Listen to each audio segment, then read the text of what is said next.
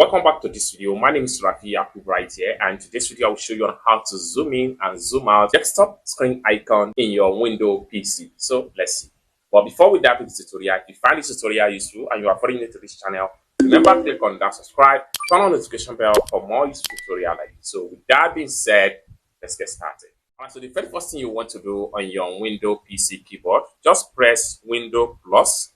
So having pressed Windows plus, then you want to exercise a little bit patience and allow the screen right here to pop up.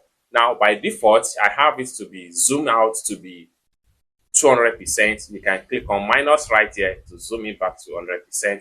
You can also click on this plus sign right here to zoom in to your 200%.